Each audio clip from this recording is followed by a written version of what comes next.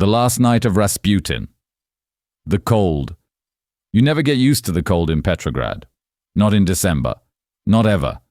It's past midnight now, December 30th, 1916. I can hear the Neva River in the distance, that slow grinding of ice against ice. The city is dark. The war has taken everything, the light, the food, the hope, but not me. They haven't taken me yet. My name is Grigori Yefimovich Rasputin, and tonight, something is wrong. Prince Felix Yusupov invited me to his palace. Just a few hours ago, a servant arrived at my apartment with a note, handwritten, personal. The prince wanted to see me, urgently. He said his wife, Princess Irina, was ill. He said she needed my help. I've helped many people. The Tsarina herself calls me her friend. Her son, Alexei, the heir to the Russian throne. He would have died without me. Hemophilia, the bleeding disease. When the doctors gave up, when even the Tsarina's prayers seemed hollow. I was there. I placed my hands on the boy's fevered head, and I spoke to him, softly, like a father. And he lived. They call me a holy man, a starets. Some call me other things, a charlatan, a drunk, a devil. The nobles whisper about me in their parlors, clutching their jewels like they're afraid I'll curse them.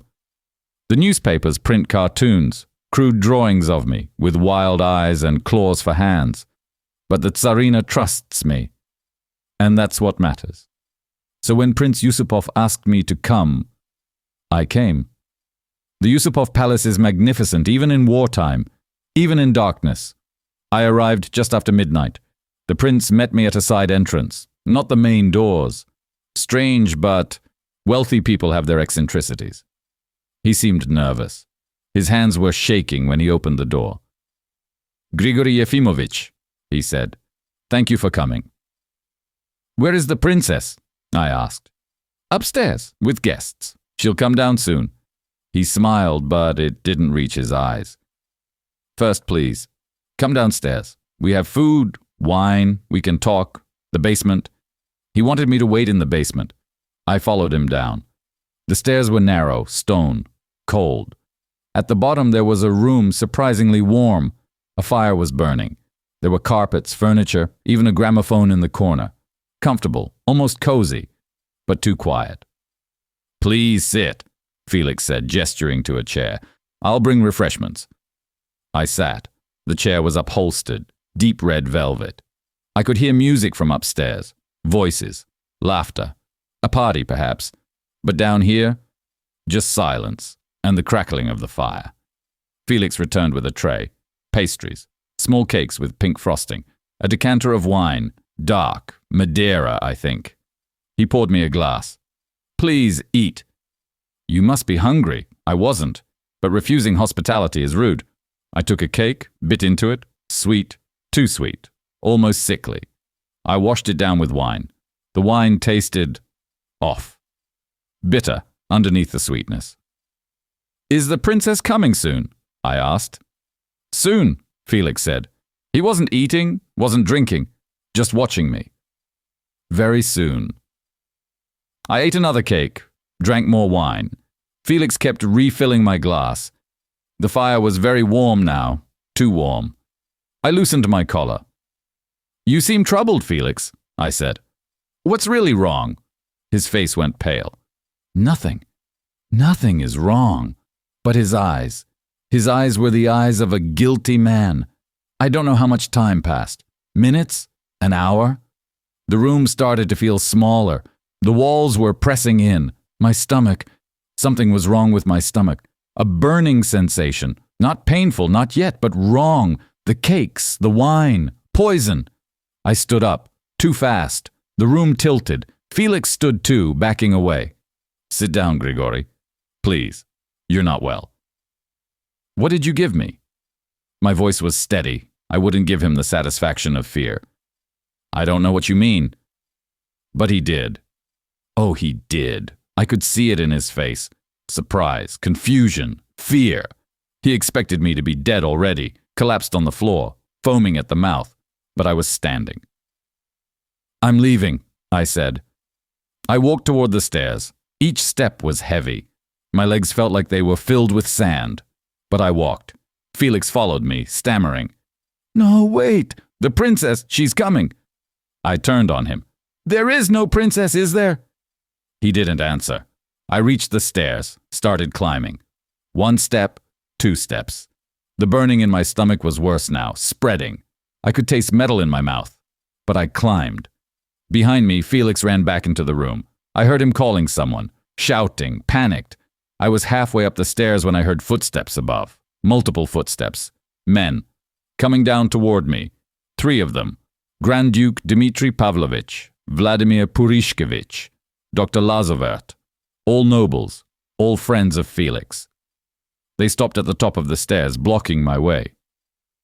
"Going somewhere, Father Grigori?" Purishkevich said. He was holding something behind his back. "Let me pass." "You've been poisoned," Dmitri said, his voice cold, clinical. "Enough cyanide to kill 5 men. You should be dead." "But I'm not." "No," he said. "You're not." Purishkevich brought his hand forward, a revolver, black, heavy. He raised it, pointed it at my chest. "This is for Russia," he said. The bullet. The bullet hit me in the chest, left side. I felt it, like being punched by God himself. The impact threw me backward.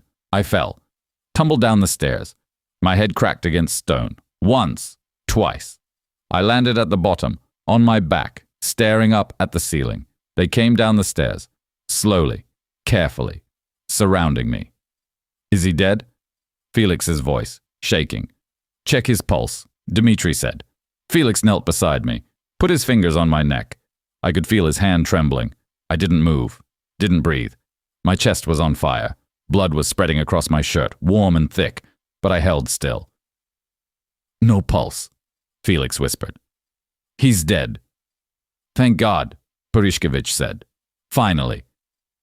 They stood over me for a moment, then they turned away, started talking amongst themselves about what to do with the body, where to dump it, how to clean up the blood. They thought I was dead. I wasn't. I don't know how long I lay there. Time became strange. Everything was muffled, distant. I could hear them talking, but the words didn't make sense anymore. The pain in my chest was enormous, crushing. Each breath was like swallowing broken glass. But I breathed. And while they talked, while they planned, while they celebrated their victory over the mad monk, I opened my eyes. The room was spinning. My vision was blurred, red at the edges, but I could see them, standing by the fire, their backs to me. Felix was pouring vodka. They were toasting. To Russia, to the Tsar, to the end of Rasputin. I moved my hand, just my fingers first, then my whole hand. The pain was indescribable, but I moved. I rolled onto my side. They didn't notice, too drunk on their success. I got to my knees. My chest screamed. Blood poured from the wound, but I got up. Felix turned, saw me. The glass fell from his hand, shattered on the floor. His mouth opened. No sound came out, just terror, pure animal terror. "Holy God!" Dmitri whispered. I stood, fully stood, blood running down my front, my eyes locked on Felix. "You," I said. My voice was wet, thick. "You tried to kill me!" Felix screamed. I lurched toward them, not fast. I couldn't move fast, but I moved. They scattered like rats. Felix ran for the stairs. Dmitri froze. Purishkevich backed against the wall, raising the gun again. This one hit my back, between my shoulder blades. I stumbled, fell forward, caught myself on a table. The pain was beyond pain now. It was everywhere, everything. But I didn't stop. I reached the stairs again, started climbing. 1 step, just 1 step, then another. Each movement was impossible. Each breath was my last. But I climbed. Behind me, chaos, shouting. Felix was crying. Someone was praying. Purishkevich was reloading. I reached the top of the stairs. A door. I pushed through it. Fresh air hit my face. Cold, sharp, beautiful. I was outside, in the courtyard. Snow was falling. 2 more shots. One hit my shoulder. Another grazed my head. I fell to my knees in the snow. The white snow turned red beneath me. I tried to stand. Couldn't. My body wouldn't obey anymore. I collapsed forward, face down in the snow. I could hear them coming. running across the courtyard. I tried to crawl, managed maybe a foot, maybe less. Felix's voice. Make sure he's dead this time. Hands grabbed me, rolled me over. I looked up at them, 4 faces, blurred, wavering, like looking through water. Why won't you die? Felix was sobbing. Why won't you die? I tried to speak, couldn't. My throat was full of blood. Something hit my head. A club, a boot, I don't know. The world went white, then black, then nothing. Cold. So cold. I woke up in water. River water. The Neva. They'd thrown me in, wrapped in cloth, weighted with chains. I was under the ice, looking up through it. I could see the surface. So close. The moon was shining through, beautiful, peaceful. My lungs were burning. I needed air. I tried to swim up. The chains were too heavy. I couldn't move my arms. The bullet wounds had taken too much. I opened my mouth. Water rushed in. This was it. This was the end. Not the poison, not the bullets, not the beating, the water. I stopped struggling. Let the river take me. The current was gentle, almost kind. It carried me downstream, under the ice, into the darkness. My last thought was of the Tsarina, of little Alexei. I wondered if they would mourn me. I wondered if they would even know the truth. They found my body 3 days later. A fisherman saw something under the ice near Petrovsky Island. They cut through, pulled me out, frozen solid. The autopsy showed water in my lungs. I drowned. Despite the poison, despite the bullets, despite everything, I drowned.